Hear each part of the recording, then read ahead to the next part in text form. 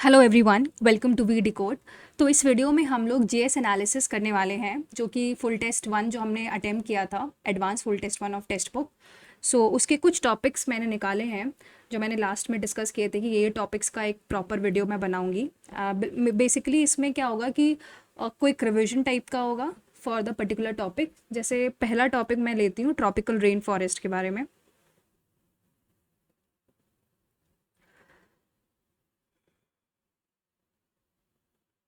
Please ignore my hand writing. I think थोड़ा समझ में तो आ ही जाएगी ये। जो सबसे पहले ट्रॉपिकल रेन फॉरेस्ट है, तो ये क्या होते हैं? ये बेसिकली डेंस एवरग्रीन फॉरेस्ट होते हैं। ठीक है, तो ये जो होते हैं ये तुम्हारे डेंस होते हैं, एवरग्रीन फॉरेस्ट हैं। डेंस होते हैं, एवरग्रीन फॉरेस्ट हैं। ये उन एरियाज़ में पाए जाते हैं जहाँ पे जो रेनफॉल होती है वो 200 सेंटीमीटर से ज़्यादा होती है, मोर देन 200 सेंटीमीटर। ठीक, और high temperature through out the year, plus high temperature through out the year. बहुत हाई रेनफॉल होती है और high temperature through out the year.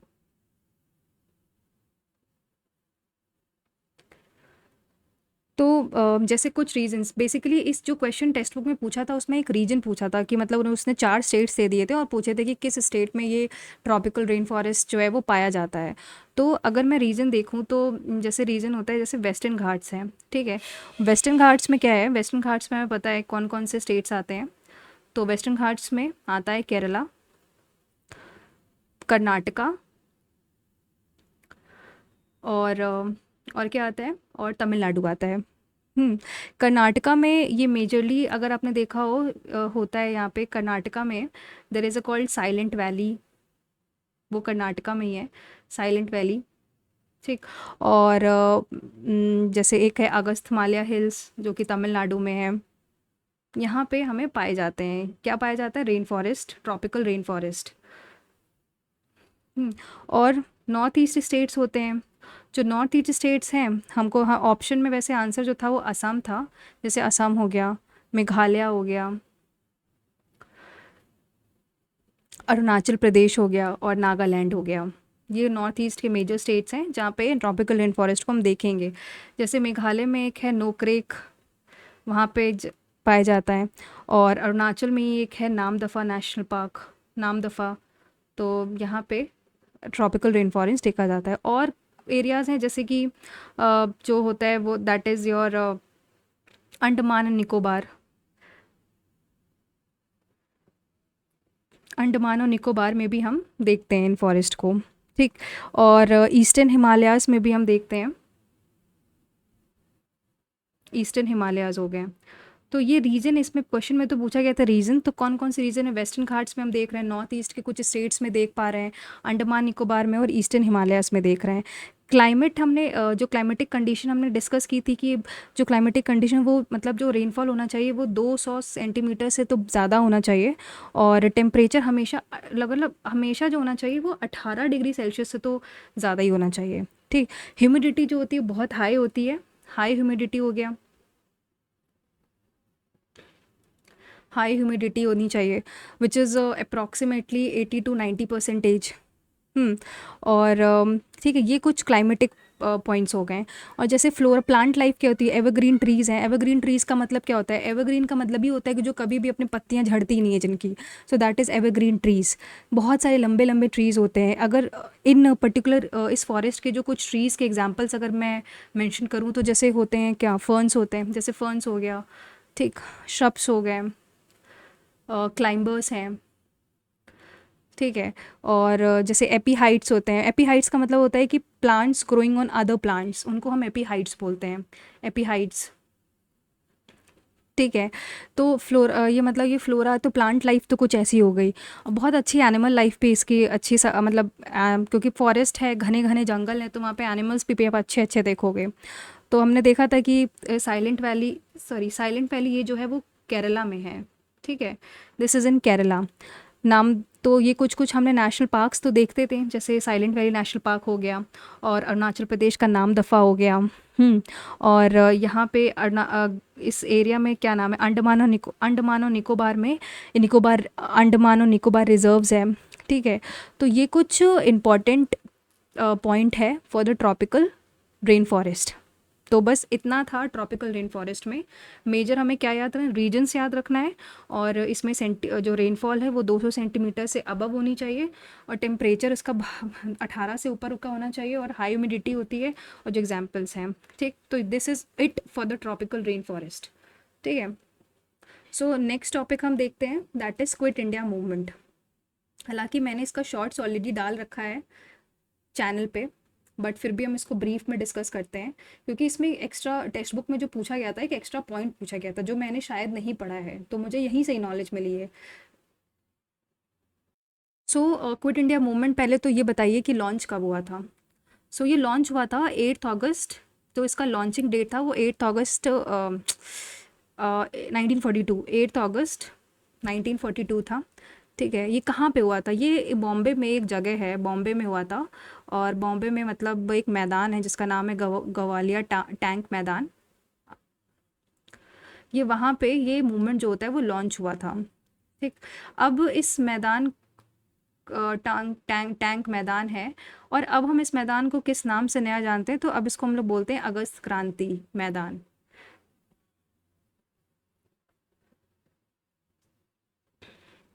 ठीक है। तो ये है। तो अब क्यों हुआ था बेसिकली, जो इसका रीज़न था, सबसे पहले तो मैं देखती हूँ कि रीज़न क्या था। तो सबसे पहले जो इसका रीज़न था, तो सबसे पहला रीज़न जो था वो था कि failure of Cripps mission. Failure of Cripps mission, Cripps mission का फेलियर सबसे बड़ा रीज़न था इसका। ठीक। दूसरा रीज़न जो सबसे बड़ा था, वो इंडिया को फालतू में वर्ल्ड वॉर सेकेंड में घसीटा जा रहा था, जबकि इंडियंस नहीं पार्टिसिपेट करना चाहते थे। ठीक, और ब्रिटिशर्स ये कर रहे थे। ठीक। तीसरा रीज़न था कि मतलब इन्फ्लेशन, फूड शॉर्टेज, और बंगाल फेमाइन आई थी उस टाइम पे, तो एक तरीके से इकोनॉमिक क्राइसिस हो गया था, एक वो रीज़न था। और फिर उसके बाद मतलब ऐसे कई सारे और रीजंस थे, बट मेजर इसमें से हम 3 रीजंस देखते हैं। जैसे क्रिप्स मिशन का फेलियर हो गया, वर्ल्ड वॉर 2 का इम्पैक्ट, जो मतलब ज़बरदस्ती इंडियंस को बोला जा रहा था पार्टिसिपेट करो, उसमें इंडियंस बिल्कुल अग्री नहीं कर रहे थे। इकोनॉमिक क्राइसिस हो गया, फेमाइन जब आई थी। और हाँ, एक और था, जापानीज़ थ्रेट भी मिल रहा था। ठीक। तो यहीं से स्टार्ट होता है कि गांधी जी ने इसी के टाइम पे जो है, गांधी जी ने स्लोगन दिया था, डू और डाई, यानी करो या मरो। ये स्लोगन किस टाइम पे, ये पूछता है कि ये स्लोगन किस मूवमेंट में दिया था गांधी जी ने, तो ये क्विट इंडिया मूवमेंट 1942 में दिया गया था। ठीक। इसमें जो की लीडर्स थे, जो मतलब बहुत ही इसमें जो फेमस उभरते हुए लीडर्स आए थे, वो सबसे पहले तो गांधी जी थे, मेजर तो मेन तो यही थे। फिर जवाहरलाल नेहरू हो गए, फिर सरदार पटेल हो गए, और मौलाना अब्दुल कलाम आज़ाद हो गए। मैं शायद इनकी स्पेलिंग्स गलत लिखूं, बट आप भावनाओं को देखिएगा। मौलाना आज़ाद हो गए, और राजेंद्र प्रसाद जी हो गए। तो ये कुछ मेन लीडर्स थे जो जिन्होंने इसमें मतलब पार्टिसिपेट किया था, मतलब इस मूवमेंट में जो मेजर जिनका रोल था वो यही थे। तो अब इसमें क्या हुआ, ब्रिटिशर्स ने रिस्पॉन्स क्या दिया। तो इसका जो रिस्पॉन्स था, मतलब जो इसके बदले में मतलब ये मूवमेंट आया, तो ब्रिटिशर्स ने बहुत ही तगड़ा रिस्पॉन्स दिया। तो सबसे पहले तो जितने भी टॉप लीडर्स थे, जो मतलब जिनका भी नाम मैंने यहाँ पे लिखा हुआ है, इन सबको अरेस्ट कर लिया। तो लीडर्स अरेस्ट हो गए। ठीक। पहली बात तो ये लीडर लेस मूवमेंट था, मतलब बहुत जल्दी ही लीडर्स अरेस्ट हो गए थे, विदाउट मतलब ज़्यादा चला नहीं था, ज़्यादा दिन। ठीक है। इस कांग्रेस को बैन कर दिया गया, कांग्रेस जो थी वो बैन हो गई थी। और इस मूवमेंट को इलीगल तो वो अलग डिक्लेयर किया गया। वायलेंट ब्रेकडाउन्स हुए, पब्लिक बीटिंग्स हो गई, मास अरेस्ट हो गया, लाठी चार्ज हो गया, मतलब ये सब चीज़ें जो हो रही थी वो मतलब बहुत ही ज़्यादा गलत हो रही थी, जो ब्रिटिशर्स कर रहे थे इंडियंस पे। तो ये हो गया। ठीक है। इसका जो सबसे पहले तो इसका देखो, इसका जो सिग्निफिकेंस है, हालांकि वो तो अच्छा सिग्निफिकेंस है, बट जो नेचर था इस मूवमेंट का, लीडर लेस मूवमेंट था ये। ठीक है। लीड, क्योंकि सारे तो अरेस्ट ही हो गए थे, तो फिर बचे लीड कौन करता। लीडर का काम तो मूवमेंट को जो लीड करना है ना, जिन्होंने जिन लीडर्स ने इस मूवमेंट को उठाया था वही अरेस्ट हो गए थे। ये लीडर लेस मूवमेंट था। ठीक। तो सबसे बड़ा तो यही था। और फिर क्या था इसमें, यहीं पे ही एक इम्पॉर्टेंट चीज़ है, मैं इसको दूसरे कलर से लिखती हूँ, important. That is parallel governments form हुई थी। कौन कौन सी पैरेलल गवर्नमेंट्स थी, ये पूछता है कि किसने मतलब कहाँ पे कौन कौन से पैरेलल गवर्नमेंट्स फॉर्म हुई थी। तो तब पहले तो बलिया, यूपी, बलिया में पैरेलल गवर्नमेंट फॉर्म हुई थी। कौन उसको लीड कर रहा था? चित्तू पांडे, चित्तू पांडे। ठीक है। फिर तामलुक बंगाल में, तामलुक जगह है एक बंगाल में, इसको कौन लीड कर रहा था? इसको कर रहा था इनको कर रहे थे जातिया सरकार। ठीक है। और एक सतारा महाराष्ट्र में है जगह, वहाँ से ये पैरेलल गवर्नमेंट निकल के आई थी, तो इसको कर रहे थे प्रति सरकार। तो ये जो था, ये कुछ ये इंपॉर्टेंट है पैरेलल गवर्नमेंट की, मतलब पूछता है कि कौन सी पैरेलल गवर्नमेंट कितनी फॉर्म हुई थी और उसके रूल मतलब किसने लीड किया था एंड ऑल। तो यहाँ से कुछ इम्पॉर्टेंट लीडर्स जो निकल के आए थे आफ्टर, ये तो अरेस्ट हो गए थे। जो एक कुछ और इम्पॉर्टेंट लीडर्स थे, जैसे अरुणा आसिफ अली थी। अरुणा आसिफ अली, ये सब इम्पॉर्टेंट है बिकॉज ये फैक्ट पूछता है। अरुणा आसिफ अली थी, इन्होंने क्या किया था? इन्होंने मतलब गवालिया टैंक पे फ्लैग होइस्ट किया था, होइस्टेड फ्लैग एट गवालिया टैंक। ठीक। और राम मनोहर लोहिया थे, एक इम्पॉर्टेंट हैं, यूपी के हैं, राम मनोहर लोहिया। इन्होंने क्या किया था? Underground resistance.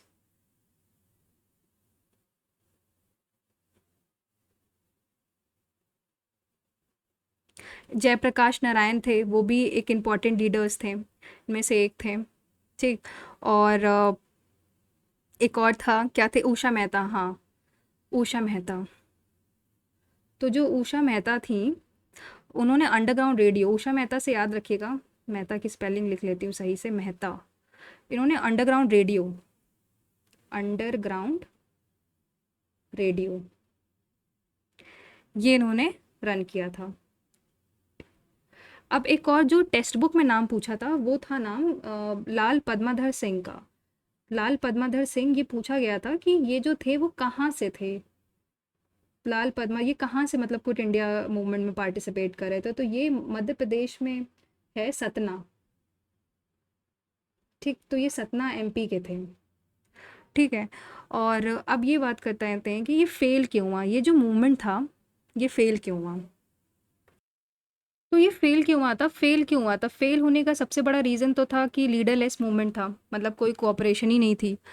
ठीक। ब्रूटल, ये क्या था? ये लीडरलेस मूवमेंट हम डिस्कस कर चुके हैं, मतलब ब्रिटिशर्स ने बहुत ही ब्रूटली सप्रेस किया था इंडियंस को।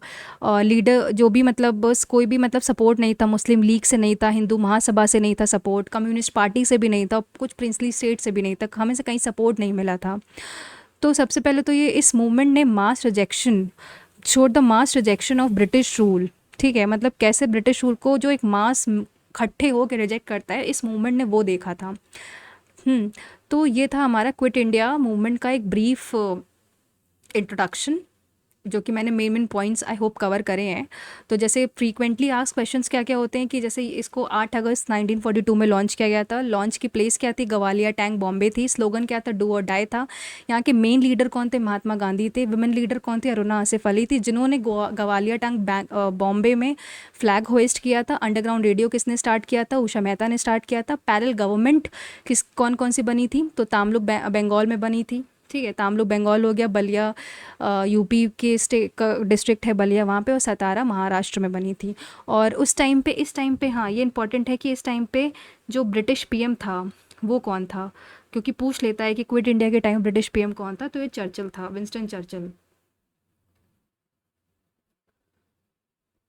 ठीक। तो ये हमारा क्विट इंडिया मूवमेंट था। अब बढ़ते हैं नेक्स्ट टॉपिक पे, that is our third topic. वो हमारा क्या है? 16th फाइनेंस कमीशन कौन थे? तो उस फाइनेंस कमीशन 16 से पहले हम देखते हैं फाइनेंस कमीशन के आर्टिकल्स क्या क्या हैं। 16th फाइनेंस कमीशन के सेक्रेटरी कौन है? बेसिकली यही है, तो मैं फाइनेंस कमीशन हेडिंग डालती हूँ।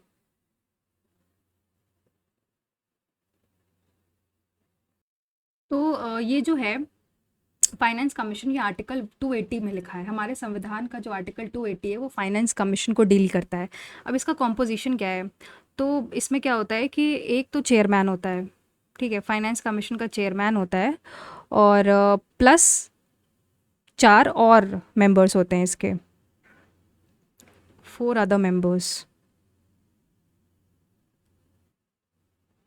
क्या लिख रही हूँ यार, 4 अदर है ये, 40 नहीं है, 4 अदर मेंबर्स। और ये जो 4 अदर मेंबर्स हैं, ये मतलब एक्सपर्ट्स होने चाहिए fields like economics, administration, finance और लॉ में। और ये सभी जो हैं, इनको अपॉइंट कौन करता है? इनको अपॉइंट करता है हमारा प्रेसिडेंट। इनको अपॉइंट करता है जो हमारा प्रेसिडेंट। ठीक है। अब क्वेश्चन पूछा गया था 16th फाइनेंस कमीशन के बारे में। तो उससे पहले हम जो पहली फाइनेंस कमीशन बनी थी, उसके चेयरमैन कौन थे? केसी न्योगी थे। पहली फाइनेंस कमीशन पहले तो बताओ बनी कब थी? ये बनी थी 1951 में, और इसके जो चेयरमैन थे वो केसी न्योगी थे। ठीक है। अभी जो करंट में हमारी फाइनेंस कमीशन है, वो हमारी है 16th फाइनेंस कमीशन, जो करंट है अभी। 16th फाइनेंस कमीशन जो है वो 2023 में आई थिंक बनी थी, और इसके जो चेयरमैन हैं, चेयरमैन तो हमारे अरविंद पनगरिया जी हैं। ठीक। तो ये डॉक्टर अरविंद पनगरिया हैं।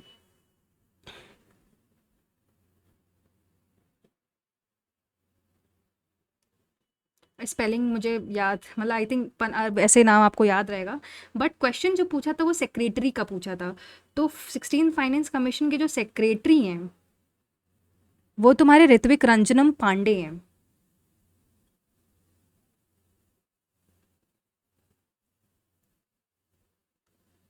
Ritwik रंजनम Pandey.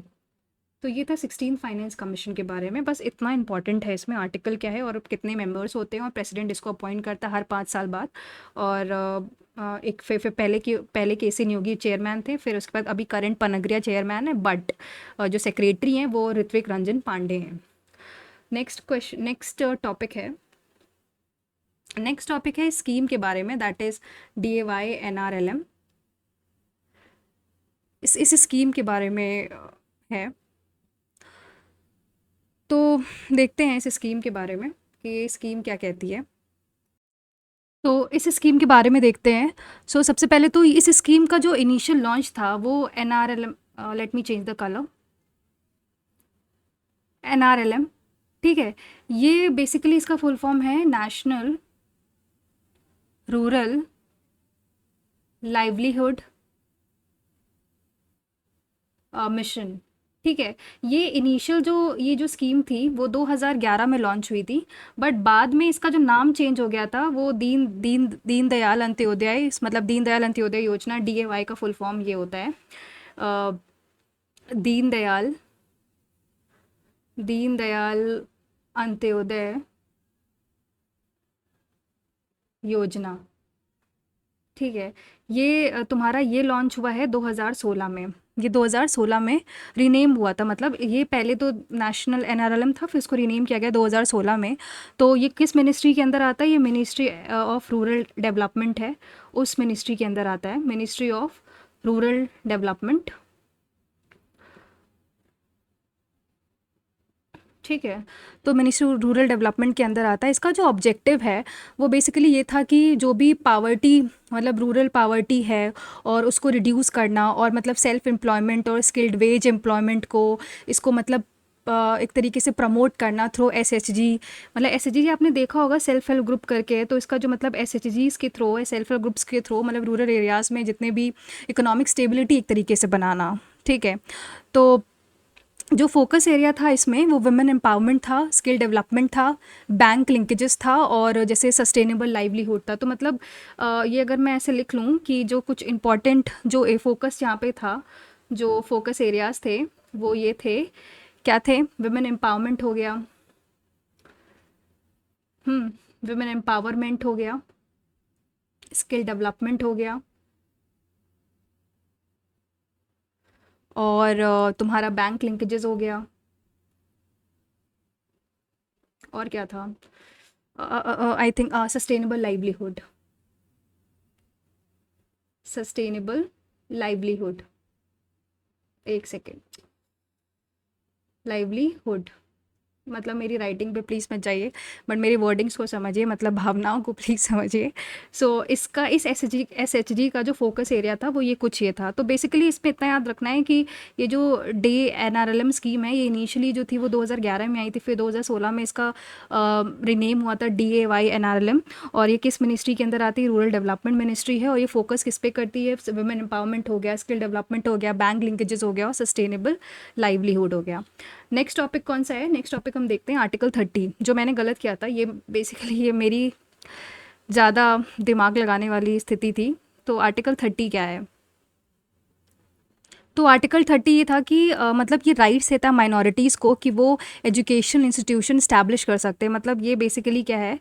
Rights of minorities, rights of minorities to establish and administer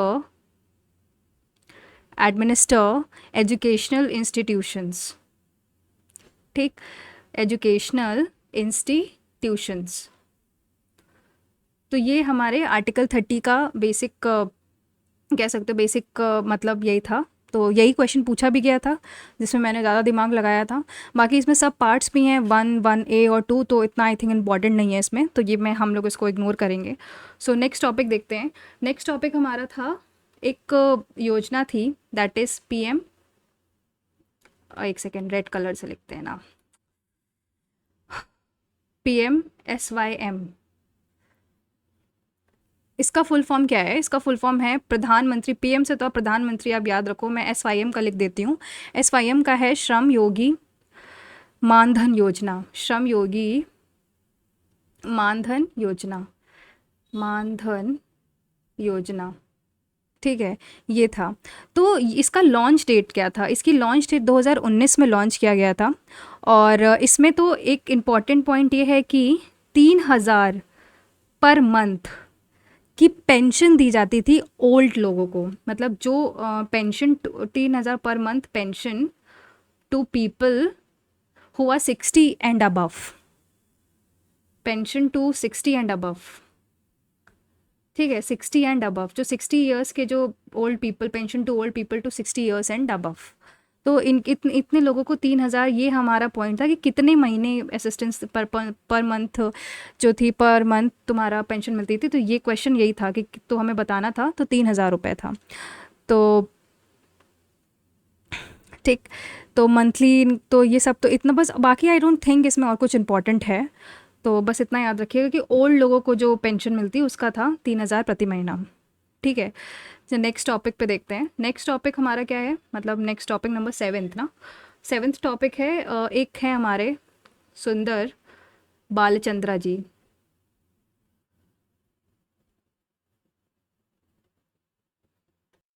तो ये कौन सा इंस्ट्रूमेंट बजाते हैं सुंदर बालचंद्रा? तो ये जो हैं वो वीणा बजाते हैं। बहुत पुराने प्लेयर है वीणा के, ये इनको वीणा वीणा प्लेयर के नाम से जाना जाता है। तो ये वीणा बजाते हैं, तो इनके बारे में और कुछ डेप्थ नहीं है। फिर हम देखते हैं आत्मीय सभा के बारे में। इम्पॉर्टेंट है, ये पूछता है कि किसने इस्टेब्लिश करी है और इसका ईयर क्या है। तो आत्मीय सभा, तो इसके जो हमारे, इसको जो फाउंड किया था उसके फाउंडर थे RRR। मतलब मैं लिख लेती हूँ, बाद में अगर कभी राजा राम मोहन रॉय आएगा तो मैं उसको RRR बोलूँगी, राजा राम मोहन रॉय। ठीक, कौन सा ईयर था? 1814। कुछ अकाउंट्स में हम लोग ये देखते हैं 1815 भी मानते हैं। और प्लेस कौन सी थी? कोलकाता में, कैलकाटा जिसे इनिशियली बोलते थे। और इसका जो आउटकम था, ये प्रिकर्सर टू ब्रह्म समाज थी। It was a precursor to Brahma Samaj, ब्रह्मो समाज, ठीक है। इतना ही इंपॉर्टेंट है इसमें, और कुछ इंपॉर्टेंट नहीं है, ठीक। तो किसने बनाई थी? राजा राम मोहन राय ने। ईयर 1814, कोलकाता में बनी थी, और ये ब्रह्मो समाज का प्रिकर्सर था। सो नेक्स्ट टॉपिक है, नेक्स्ट टॉपिक देखते हैं, दैट इज़ इलेक्ट्रॉन। हम ऐसे पढ़ लेते हैं कि इलेक्ट्रॉन माइक्रोस्कोप की डिस्कवरी है। 9th टॉपिक है ना ये। इलेक्ट्रॉन माइक्रोस्कोप की डिस्कवरी किसने करी थी? इलेक्ट्रॉन माइक्रोस्कोप, तो इलेक्ट्रॉन माइक्रोस्कोप की डिस्कवरी किसने करी थी? तो ये करी थी एक साइंटिस्ट हैं। देखो, ये याद रहता है तो ठीक है, नहीं रहता है तो फिर छोड़ देना। अर्नेस्ट रुस्का और मैक्स नॉल करके साइंटिस्ट थे। इन्होंने इलेक्ट्रॉन माइक्रोस्कोप की डिस्कवरी करी थी, और ये लगभग करी थी उन्होंने 1931 में। ठीक है, बस इतना अगर याद रहता है तो। ऐसा कुछ इसमें मुझे नहीं लगता, मुझे तो आई डोंट थिंक कि मुझे याद रहेगा, जब तक मैं उसको बार बार क्यों ना पढ़ लूँ, बट आई विल ट्राई कि मुझे याद रहेगा। अर्नेस्ट रुस्का और मैक्स नॉल करके दो साइंटिस्ट थे, उन्होंने ये डिस्कवर किया था। नेक्स्ट है, एक स्कीम है हमारी 10th नंबर, दैट इज अटल भूजल स्कीम।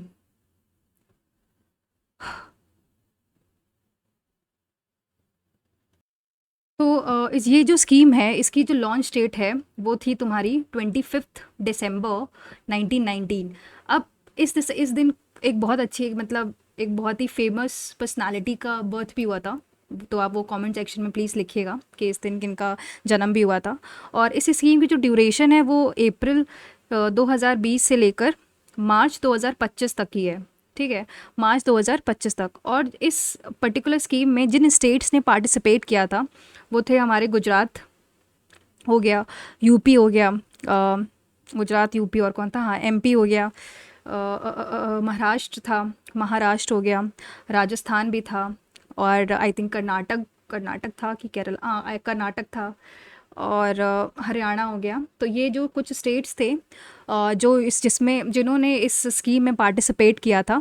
और ये कौन से मिनिस्ट्री के अंदर आता है, तो ये मिनिस्ट्री था मिनिस्ट्री ऑफ जल शक्ति, मिनिस्ट्री ऑफ जल शक्ति। हम्म तो ये कुछ इसका इम्पोर्टेंट पार्ट था। और आई थिंक पैसा भी कुछ इसमें, मतलब जो मॉडल प्रिपेयर हुआ था वो 6,000 करोड़ का कुछ मॉडल था, जिसमें से 50% तो वर्ल्ड बैंक ने दिया था और 50% गवर्नमेंट ऑफ इंडिया ने लगाया था। तो मॉडल का जो अमाउंट था वो 6,000 करोड़ था, जिसमें से 50% तो हमारे वर्ल्ड बैंक और 50% गवर्नमेंट ऑफ इंडिया ने लगाया था। नेक्स्ट टॉपिक है पूजा पटेल के बारे में। तो मतलब इनके बारे में ये याद रखिए कि इन्होंने 36th नेशनल गेम हुआ था, उसमें इन्होंने गोल्ड जीता था। किस स्पोर्ट्स में थी? 36th नेशनल गेम स्पोर्ट, मतलब इसमें योगा में पार्टिसिपेट किया था, योगासन में इन्होंने जीता था गोल्ड जीता था। अब यहीं से हम 36 नेशनल गेम्स के बारे में पढ़ लेते हैं कि 36 नेशनल गेम्स में कुछ हाइलाइट्स अगर जो हमें याद रखनी चाहिए 36th नेशनल गेम्स की कुछ हाइलाइट्स। तो इसमें जैसे कुछ इम्पॉर्टेंट है, इम्पॉर्टेंट इसमें ये है कि इसका जो होस्ट बनाया था, कहाँ लिखूँ मैं, हाँ, तो होस्ट हो गया, होस्ट हमारे होस्ट जो था गुजरात, होस्ट स्टेट था गुजरात। ठीक, और इसमें सिटीज़ हैं अहमदाबाद, गांधीनगर, सूरत, वडोदरा, राजकोट और भावनगर, जो मेजर गुजरात की सिटीज़ थी वो होस्ट सिटीज़ थी। और ये 2022 में हुआ था। और इसमें क्या था, इसमें हाँ, ओपनिंग सेरेमनी इसकी हुई थी नरेंद्र मोदी, जो मोटेरा स्टेडियम को अब नरेंद्र मोदी स्टेडियम अहमदाबाद बना दिया गया है, नरेंद्र मोदी स्टेडियम अहमदाबाद। ठीक, और इसमें फ़र्स्ट कौन आया था, अब हम देख लेते हैं। फर्स्ट आई थी सर्विस स्पोर्ट्स कंट्रोल बोर्ड, तो एज सर्विसेज लिख लेते हैं। सेकंड आया था हमारा महाराष्ट्र, और थर्ड आई थिंक हरियाणा आया था। थर्ड जो थे वो हरियाणा। तो ये इंपॉर्टेंट, मतलब अब इसमें बस इतना याद रखो कि होस्ट गुजरात था, 2022 में हुआ था, नरेंद्र मोदी सिंह स्टेडियम में इसकी ओपनिंग सेरेमनी हुई थी। और पहला जो आई थी, पहला सर्विस था, दूसरा महाराष्ट्र था। MAHA का मतलब महाराष्ट्र है, कहीं भी मैं MAHA लिख रही हूँ किसी स्टेट को तो महाराष्ट्र है वो, और हरियाणा वॉज द थर्ड। ठीक, सो अब नेक्स्ट टॉपिक देखते हैं, कौन सा नंबर है, 12th नंबर। तो ये था, मतलब ये क्वेश्चन था कि मिशन शक्ति 4.0 स्कीम, ये जो स्कीम है वो किस स्टेट की स्कीम थी, क्वेश्चन ये था। तो इसका आंसर है ये यूपी की है, योगी आदित्यनाथ जी द्वारा द्वारा लॉन्च की गई स्कीम है, दैट इज़ ऑफ यूपी।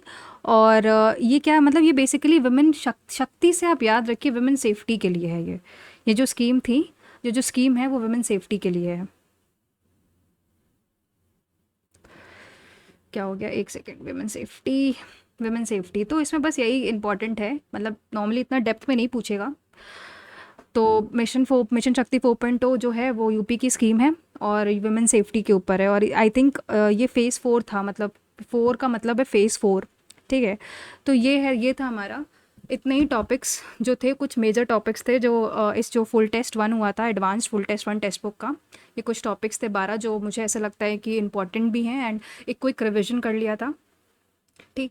तो आई होप अगर आप मेरी राइटिंग इग्नोर कर दीजिए, बट जो फैक्ट्स मैंने आपको मेंशन करे हैं इस पूरे वीडियो में वॉज, मतलब वो इम्पॉर्टेंट हैं। मैंने सब कुछ नहीं बताया है कि मतलब जो यूपीएससी पर्सपेक्टिव के लिए नहीं, but for the assessee perspective, and I think UPSC perspective के लिए भी है, बिकॉज मतलब इतना डेप्थ में नहीं पूछेगा जितना, मतलब मैंने ट्राई किया है कि मतलब क्रिस्प और बिल्कुल एकदम ब्रीफ इंट्रोडक्शन दे दें, सो दैट आपको रिवाइज करने में प्रॉब्लम ना हो।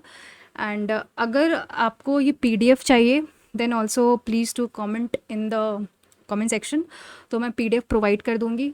हालांकि आई थिंक आप लोग को खुद से नोट्स बनाने चाहिए हैं, बिकॉज मेरी जो आप देख सकते हैं राइटिंग कुछ खास नहीं है, बट हाँ मतलब मैं इतना ज़रूर बना लेती हूँ कि मैं खुद जब रिवाइज़ करूँ तो मुझे समझ में आनी चाहिए। सो इट्स बेटर कि आप लोग भी अपनी अपनी मतलब आई थिंक एक डायरी ले लीजिए, या किसी एक A4 पेज में, एक ही पेज में आपने 12 लिख लिए, फिर उसको रिवाइज़ कर लिया अगले दिन जब हम मॉक देने से पहले। So I think this would be beneficial for you, और बाकी तो नोबडी नोज़ कि क्या इस साल होने वाला है। तो thank you guys for watching the video. अगर आपको ये वीडियो पसंद आई हो तो प्लीज़ डू कमेंट कि मुझे इसको कंटिन्यू करना चाहिए या फिर नहीं। अगर आपको ऐसा लग रहा है कि इससे बेनिफिशियल नहीं होगा then also do share, but I think कि जीएस में जितना पढ़ लो उतना कम है। तो नॉलेज इज़ नेवर वेस्टेड, कभी भी फंस सकता है, कभी भी आ सकता है। अब जैसे यही स्कीम है वो मिशन शक्ति 4.0 स्कीम, तो मुझे ये नहीं पता थी कि यूपी की है, बट अब मैंने पढ़ा है तो मेरे दिमाग में है कि ये उत्तर प्रदेश की स्कीम है और वुमेन सेफ्टी के ऊपर ही है। सो thank you guys for watching the video. मिलते हैं नेक्स्ट मॉक में, फिर उसके बाद उसके एनालिसिस भी करेंगे। तो till then take care, stay safe and all the very best for your selection phase examination और जिनके भी जो भी एग्जामिनेशंस हैं। So thank you guys.